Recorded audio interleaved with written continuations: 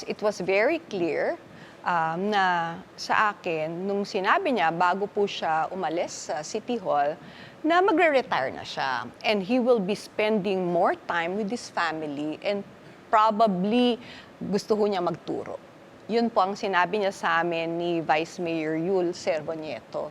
So lahat po pinagbili niya sa amin and lahat po ng mga department heads pinagbili niya sa akin na wag kong palitan. So that time, talagang naniniwala po ako. Ang sabi niya ho kasi sa akin, ate, wag mong palitan yung mga department heads para may continuation. Okay, makakatulong sila sa akin, sa akin po. So ako naman po, naniniwala ako sa kanya na ganun po ang mangyayari.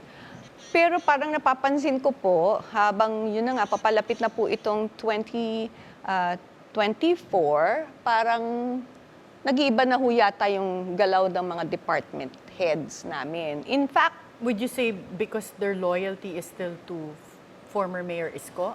most probably po. In fact, there were a couple of times na I had to talk to him para sabihin na ito yung ginagawa ng ibang tao na iniwan mo sa akin. But he would always shrug it off na hindi, ganito. Tapos, ang pinapansinan niya yung mga kasama ko na tumutulong naman sa akin. He was always finding fault na. Do you Doon sa think or did you suspect that he was talking to some of the department heads behind your back? Definitely. Oo po. Nakikipag-usap po siya sa mga department heads namin. And lalo na yung mga very close po sa kanya.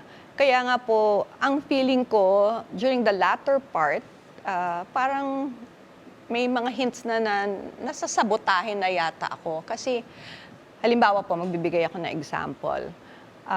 Yung iniwan po niyang head ng traffic bureau namin, at saka yung iniwan po niyang garbage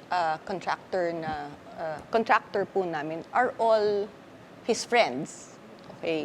So, parang paano nila dati nagagawa nila ito ng maayos? Tapos all of a sudden, yun yung napapansin na mali daw sa ginagawa ko. These are the same people who were working for you. And these were the same people na iniwan mo sa akin na pagkatiwalaan ko. And these are the same people na very close sa'yo. Ibig sabihin, overnight, during my administration, pumangit yung serbisyo nila. Lahat naman po ng binabato sa akin na mga issues ngayon are all issues under the departments nung mga taong iniwan niya sa akin.